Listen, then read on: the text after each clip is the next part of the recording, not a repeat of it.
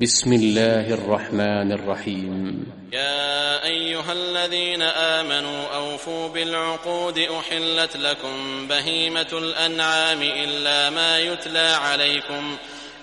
ما يتلى عليكم غير محل الصيد وأنتم حرم إن الله يحكم ما يريد. يا أيها الذين آمنوا لا تحلوا شعائر الله ولا الشهر الحرام ولا الهدي ولا القلائد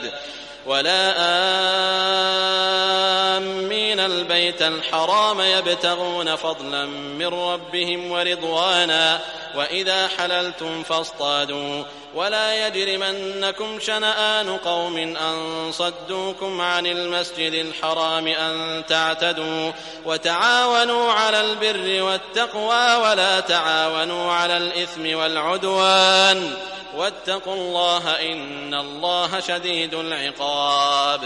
حرمت عليكم الميتة والدم ولحم الخنزير وما أهل لغير الله به والمنخنقة والموقوذة والمتردية والنطيحة وما أكل السبع إلا ما ذكيتم وما ذبح على النصب وأن تستقسموا بالأزلام ذلكم فسق. اليوم يئس الذين كفروا من دينكم فلا تخشوهم واخشون. اليوم أكملت لكم دينكم وأتممت عليكم نعمتي ورضيت لكم الإسلام دينا. فمن اضطر في مخمصة غير متجانف لإثم فإن الله غفور رحيم. يسألونك ماذا أحل لهم قل أحل لكم الطيبات وما علمتم من الجوارح مكلبين تعلمونهن مما علمكم الله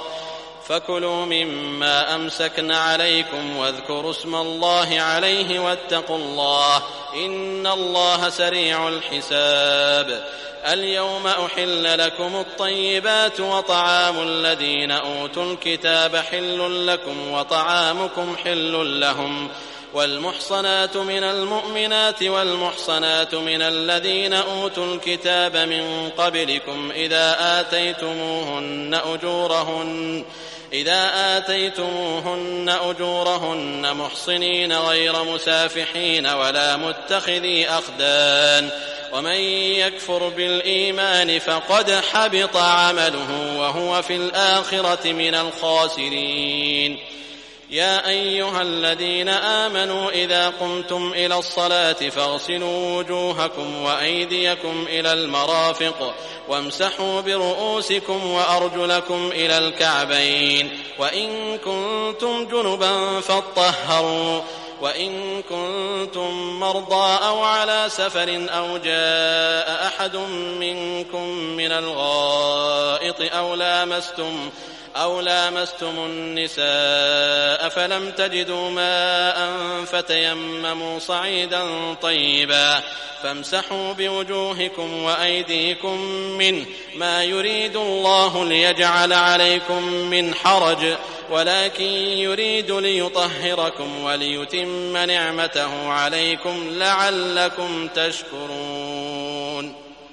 واذكروا نعمة الله عليكم وميثاقه الذي واثقكم به إذ قلتم سمعنا وأطعنا واتقوا الله إن الله عليم بذات الصدور. يا أيها الذين آمنوا كونوا قوامين لله شهداء بالقسط ولا يجرمنكم شنآن قوم على ألا تعدلوا اعدلوا هو أقرب للتقوى واتقوا الله إن الله خبير بما تعملون. وعد الله الذين آمنوا وعملوا الصالحات لهم مغفرة وأجر عظيم والذين كفروا وكذبوا بآياتنا أولئك أصحاب الجحيم.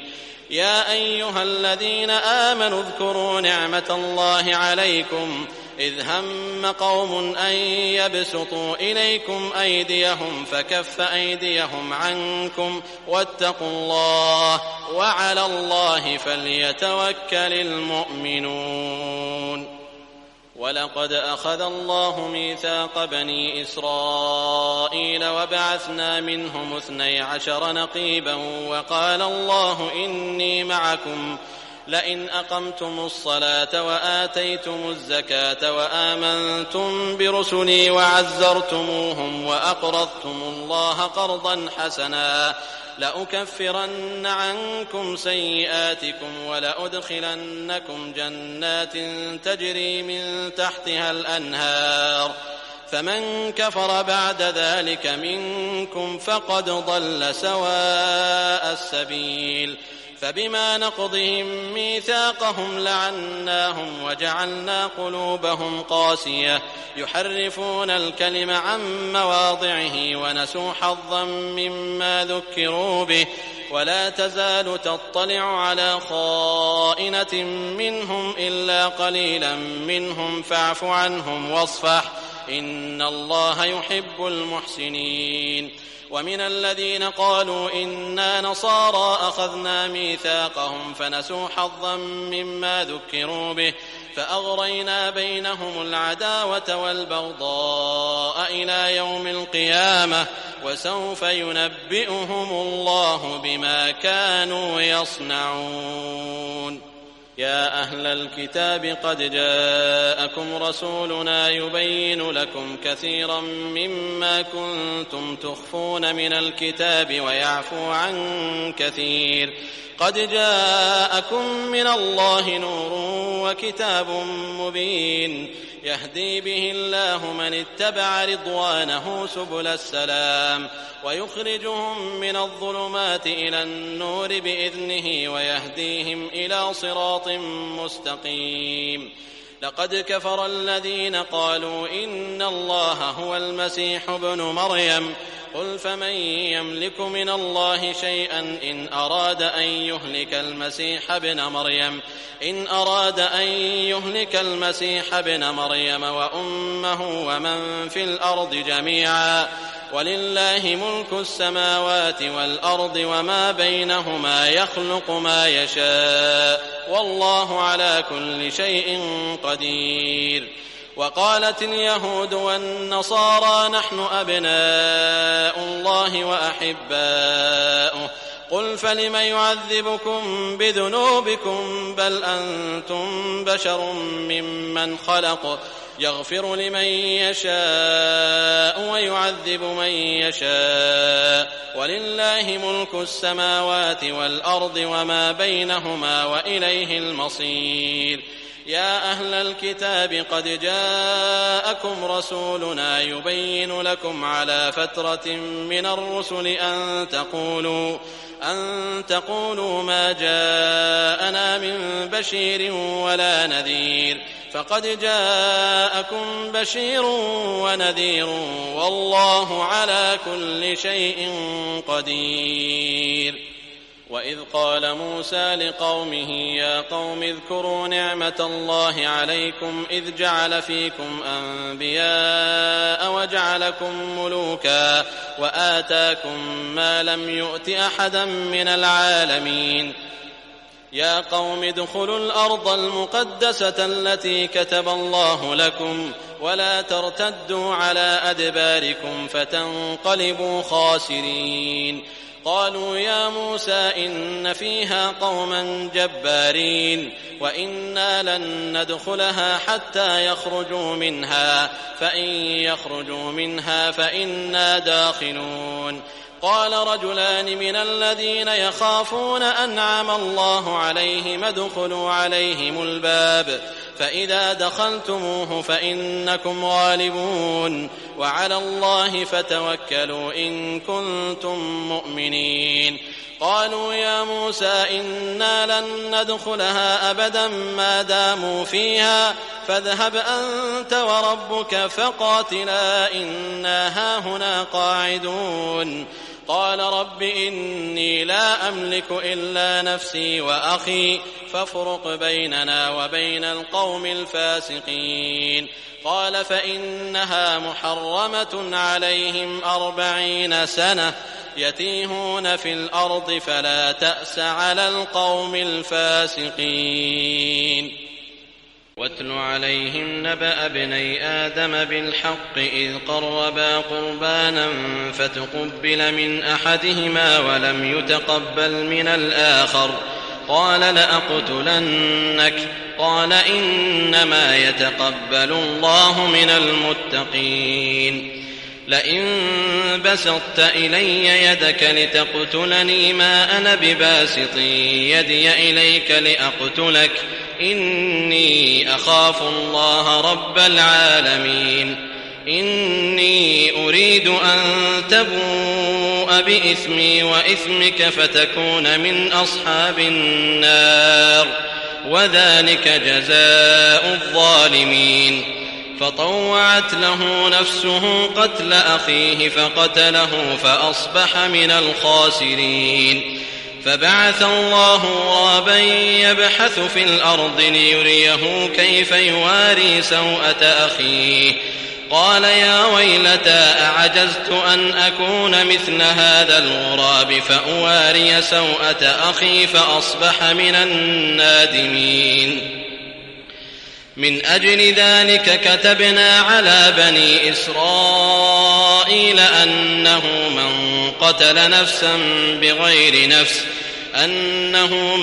قتل نفسا بغير نفس أو فساد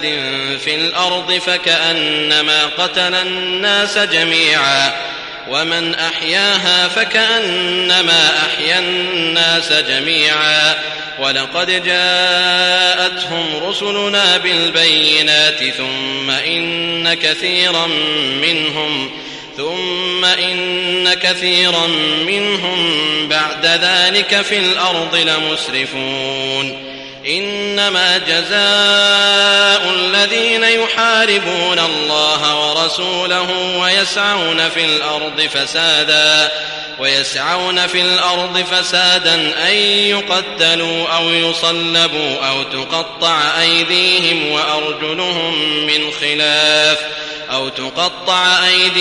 وأرجلهم من خلاف أو ينفوا من الأرض ذلك لهم خزي في الدنيا ولهم في الآخرة عذاب عظيم إلا الذين تابوا من قبل أن تقدروا عليهم فاعلموا أن الله غفور رحيم يا أيها الذين آمنوا اتقوا الله وابتغوا إليه الوسيلة وجاهدوا في سبيله لعلكم تفلحون إن الذين كفروا لو أن لهم ما في الأرض جميعا ومثله معه ليفتدوا به من عذاب يوم القيامة ما تقبل منهم ولهم عذاب أليم يريدون أن يخرجوا من النار وما هم بخارجين منها ولهم عذاب مقيم والسارق والسارقة فاقطعوا أيديهما جزاء بما كسبا نكالا من الله والله عزيز حكيم فمن تاب من بعد ظلمه وأصلح فإن الله يتوب عليه إن الله غفور رحيم ألم تعلم أن الله له ملك السماوات والأرض يعذب من يشاء ويغفر لمن يشاء والله على كل شيء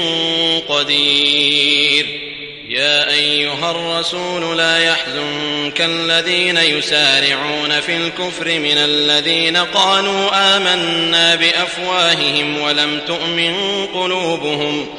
ومن الذين هادوا سماعون للكذب سماعون لقوم آخرين لم يأتوك يحرفون الكلم من بعد مواضعه يقولون إن أوتيتم هذا فخذوه وإن لم تؤتوه فاحذروا ومن يرد الله فتنته فلن تملك له من الله شيئا أولئك الذين لم يرد الله أن يطهر قلوبهم لهم في الدنيا خزي ولهم في الآخرة عذاب عظيم سماعون للكذب أكالون للسحت فإن جاءوك فاحكم بينهم أو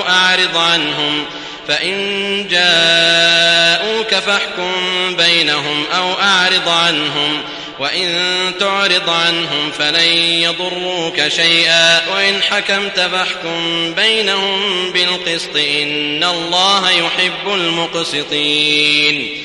وكيف يحكمونك وعندهم التوراة فيها حكم الله ثم يتولون من بعد ذلك وما أولئك بالمؤمنين. إنا أنزلنا التوراة فيها هدى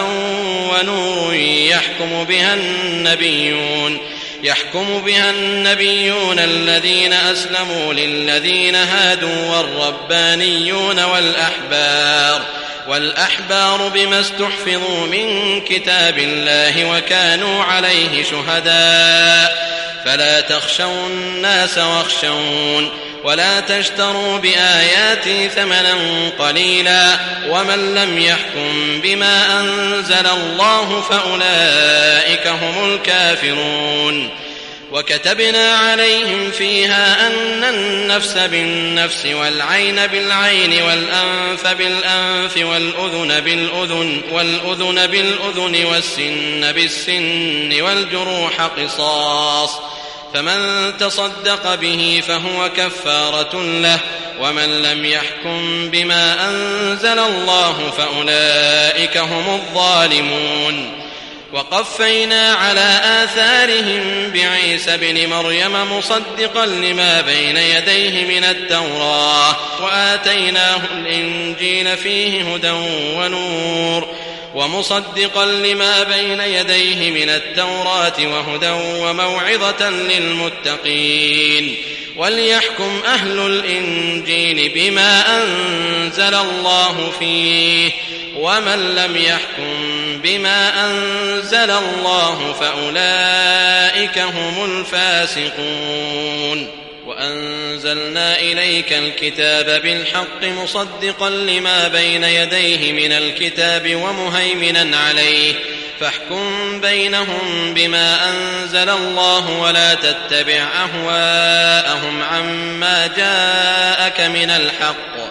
لكل جعلنا منكم شرعة ومنهاجا ولو شاء الله لجعلكم أمة واحدة ولكن ليبلوكم فيما آتاكم فاستبقوا الخيرات إلى الله مرجعكم جميعا فينبئكم بما كنتم فيه تختلفون. وأن احكم بينهم بما أنزل الله ولا تتبع أهواءهم واحذرهم أن يفتنوك عن بعض ما أنزل الله إليك فإن تولوا فاعلم أنما يريد الله أن يصيبهم ببعض ذنوبهم وإن كثيرا من الناس لفاسقون. أفحكم الجاهلية يبغون ومن أحسن من الله حكما لقوم يوقنون. يا أيها الذين آمنوا لا تتخذوا اليهود والنصارى أولياء بعضهم أولياء بعض ومن يتولهم منكم فإنه منهم إن الله لا يهدي القوم الظالمين. فترى الذين في قلوبهم مرض يسارعون فيهم يقولون نخشى أن تصيبنا دائرة فعسى الله أن يأتي بالفتح أو أمر من عنده فيصبحوا على ما أسروا في أنفسهم نادمين. ويقول الذين آمنوا أهؤلاء الذين أقسموا بالله جهد أيمانهم إنهم لمعكم حبطت أعمالهم فأصبحوا خاسرين. يا أيها الذين آمنوا من يرتد منكم عن دينه فسوف يأتي الله بقوم يحبهم ويحبونه أذلة على المؤمنين أعزة على الكافرين يجاهدون في سبيل الله ولا يخافون لومة لائم ذلك فضل الله يؤتيه من يشاء والله واسع عليم إنما وليكم الله ورسوله والذين آمنوا الذين يقيمون الصلاة ويؤتون الزكاة وهم راكعون ومن يتول الله ورسوله والذين آمنوا فإن حزب الله هم الغالبون يا أيها الذين آمنوا لا تتخذوا الذين اتخذوا دينكم هزوا ولعبا من الذين أوتوا الكتاب من قبلكم والكفار أولياء واتقوا الله إن كنتم مؤمنين وإذا ناديتم إلى الصلاة اتخذوها هزوا ولعبا ذلك بأنهم قوم لا يعقلون قل يا أهل الكتاب هل تنقمون منا إلا أن آمنا بالله وما أنزل إلينا وما أنزل من قبل وأن أكثركم فاسقون قل هل أنبئكم بشر من ذلك مثوبة عند الله من لعنه الله وغضب عليه وجعل منهم القردة والخنازير وعبد الطاغوت أولئك شر مكانا وأضل عن سواء السبيل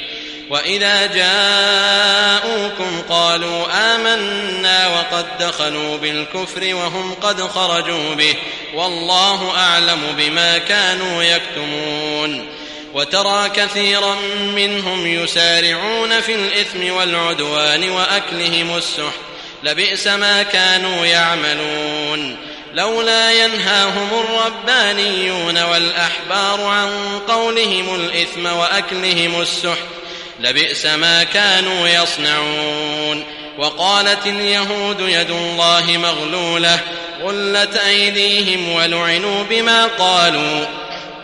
بل يداه مبسوطتان ينفق كيف يشاء وليزيدن كثيرا منهم ما أنزل إليك من ربك طغيانا وكفرا وألقينا بينهم العداوة والبغضاء إلى يوم القيامة كلما أوقدوا نارا للحرب أطفأها الله ويسعون في الأرض فسادا والله لا يحب المفسدين ولو أن أهل الكتاب آمنوا واتقوا لكفرنا عنهم سيئاتهم ولأدخلناهم جنات النعيم ولو أنهم أقاموا التوراة والإنجيل وما أنزل إليهم من ربهم لأكلوا من فوقهم ومن تحت أرجلهم منهم أمة مقتصدة وكثير منهم ساء ما يعملون يا أيها الرسول بلغ ما أنزل إليك من ربك وإن لم تفعل فما بلغت رسالته والله يعصمك من الناس إن الله لا يهدي القوم الكافرين قل يا أهل الكتاب لستم على شيء حتى تقيموا التوراة والإنجيل وما أنزل إليكم من ربكم وليزيدن كثيرا منهم ما أنزل إليك من ربك طغيانا وكفرا فلا تأس على القوم الكافرين إن الذين آمنوا والذين هادوا والصابئون والنصارى من آمن بالله واليوم الآخر وعمل صالحا فلا خوف عليهم ولا هم يحزنون لقد أخذنا ميثاق بني إسرائيل وأرسلنا إليهم رسلا كلما جاءهم رسول بما لا تهوى أنفسهم فريقا كذبوا وفريقا يقتلون وحسبوا ألا تكون فتنة فعموا وصموا ثم تاب الله عليهم ثم عموا وصموا كثير منهم والله بصير بما يعملون. لقد كفر الذين قالوا إن الله هو المسيح ابن مريم وقال المسيح يا بني إسرائيل اعبدوا الله ربي وربكم إنه من يشرك بالله فقد حرم الله عليه الجنة ومأواه النار وما للظالمين من أنصار. لقد كفر الذين قالوا إن الله ثالث ثلاثة وما من إله إلا إله واحد وإن لم ينتهوا عما يقولون ليمسن الذين كفروا منهم عذاب أليم. أفلا يتوبون إلى الله ويستغفرونه والله غفور رحيم. ما المسيح ابن مريم إلا رسول قد خلت من قبله الرسل وأمه صديقة كانا يأكلان الطعام انظر كيف نبين لهم الآيات ثم انظر أنى يؤفكون. قل أتعبدون من دون الله ما لا يملك لكم ضرا ولا نفعا والله هو السميع العليم. قل يا أهل الكتاب لا تغلوا في دينكم غير الحق ولا تتبعوا أهواء قوم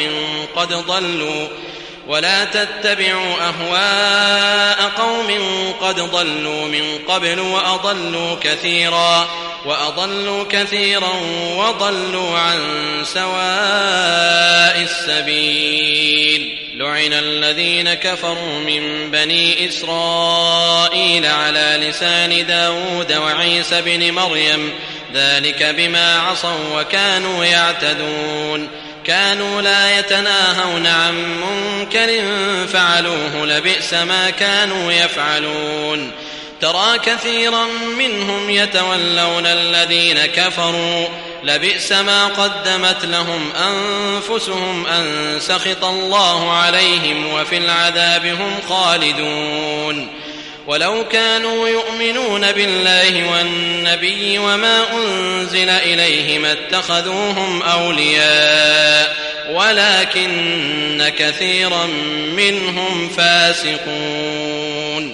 لتجدن أشد الناس عداوة للذين آمنوا اليهود والذين أشركوا ولتجدن أقربهم مودة للذين آمنوا الذين قالوا إنا نصارى ذلك بأن منهم قسيسين ورهبانا وأنهم لا يستكبرون.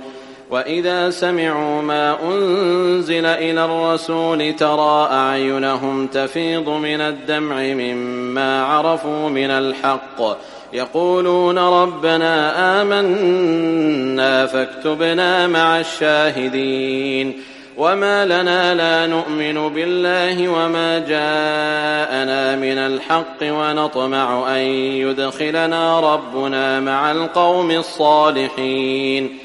فأثابهم الله بما قالوا جنات تجري من تحتها الأنهار خالدين فيها وذلك جزاء المحسنين. والذين كفروا وكذبوا بآياتنا أولئك أصحاب الجحيم. يا أيها الذين آمنوا لا تحرموا طيبات ما أحل الله لكم ولا تعتدوا إن الله لا يحب المعتدين. وكلوا مما رزقكم الله حلالا طيبا واتقوا الله الذي أنتم به مؤمنون. لا يؤاخذكم الله باللغو في أيمانكم ولكن يؤاخذكم بما عقدتم الأيمان. فكفارته إطعام 10 مساكين من أوسط ما تطعمون أهليكم أو كسوتهم أو تحرير رقبة فمن لم يجد فصيام 3 أيام ذلك كفارة أيمانكم إذا حلفتم واحفظوا أيمانكم كذلك يبين الله لكم آياته لعلكم تشكرون. يا أيها الذين آمنوا إنما الخمر والميسر والأنصاب والأزلام رجس من عمل الشيطان فاجتنبوه لعلكم تفلحون. إنما يريد الشيطان أن يوقع بينكم العداوة والبغضاء في الخمر والميسر ويصدكم عن ذكر الله وعن الصلاة فهل أنتم منتهون؟ وأطيعوا الله وأطيعوا الرسول واحذروا فإن توليتم فاعلموا أنما على رسولنا البلاغ المبين. ليس على الذين آمنوا وعملوا الصالحات جناح فيما طعموا إذا ما اتقوا وآمنوا وعملوا الصالحات ثم اتقوا وآمنوا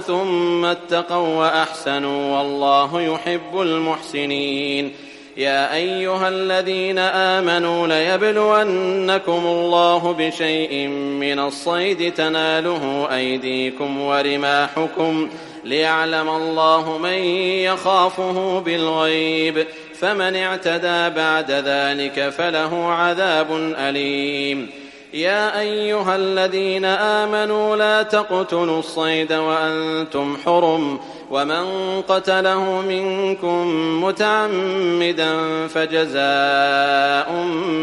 مثل ما قتل من النعم يحكم به ذوى عدل منكم هديا بالغ الكعبة أو كفارة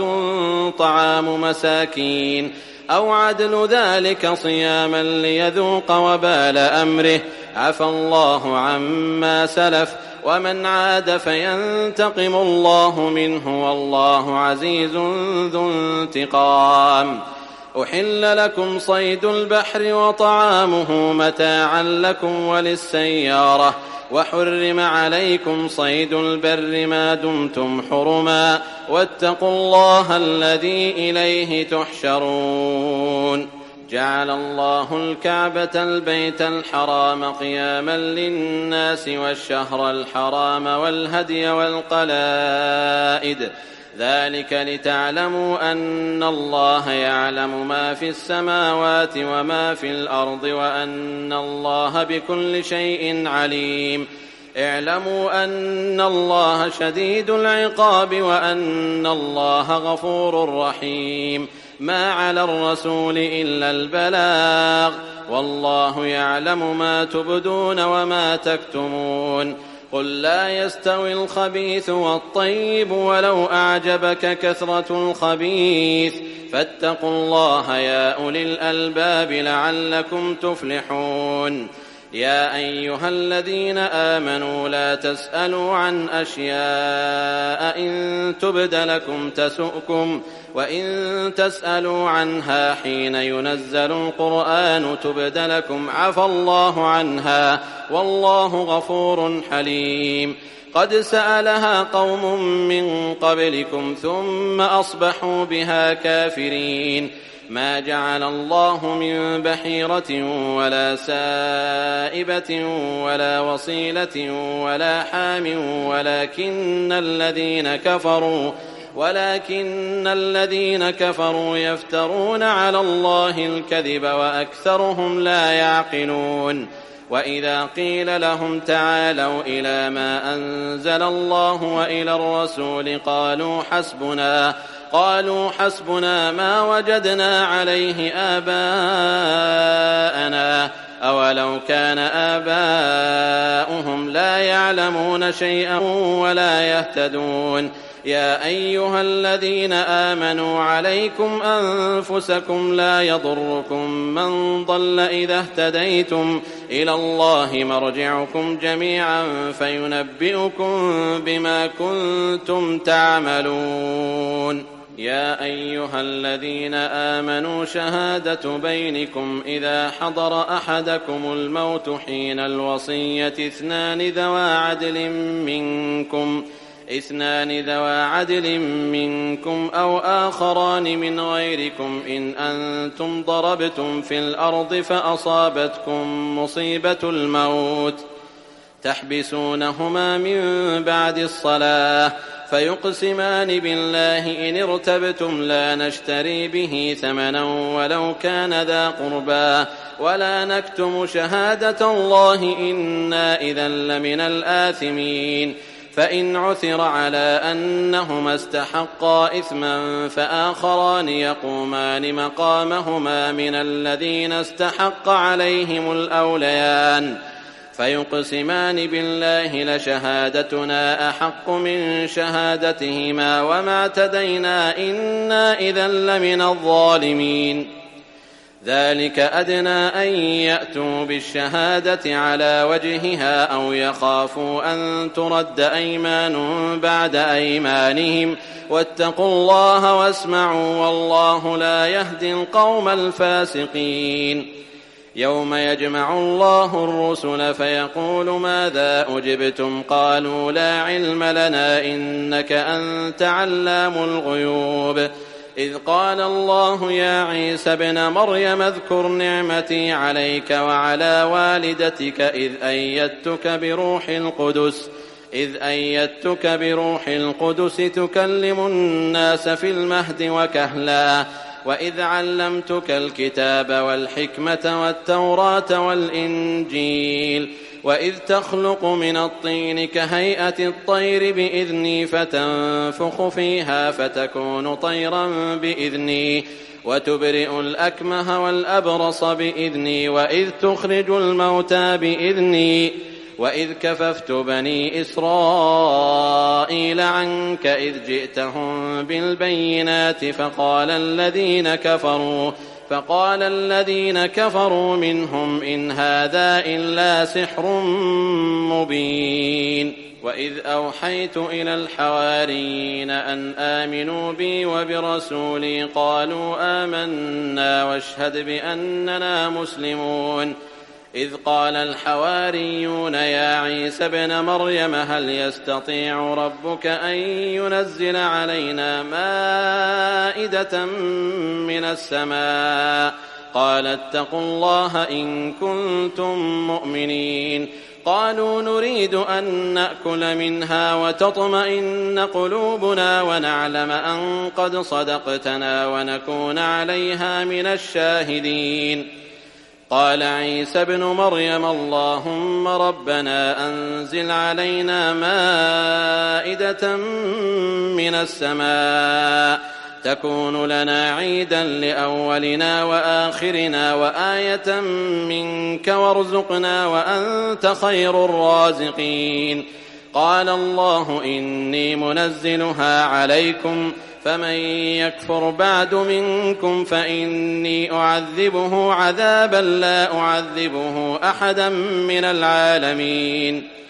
وإذ قال الله يا عيسى ابن مريم أأنت قلت للناس اتخذوني وأمي إلهين من دون الله قال سبحانك ما يكون لي أن أقول ما ليس لي بحق إن كنت قلته فقد علمته تعلم ما في نفسي ولا أعلم ما في نفسك إنك أنت علام الغيوب ما قلت لهم إلا ما أمرتني به أن اعبدوا الله ربي وربكم وكنت عليهم شهيدا ما دمت فيهم فلما توفيتني كنت أنت الرقيب عليهم وأنت على كل شيء شهيد إن تعذبهم فإنهم عبادك وإن تغفر لهم فإنك أنت العزيز الحكيم قال الله هذا يوم ينفع الصادقين صدقهم لهم جنات تجري من تحتها الأنهار خالدين فيها أبدا رضي الله عنهم ورضوا عنه ذلك الفوز العظيم لله ملك السماوات والأرض وما فيهن وهو على كل شيء قدير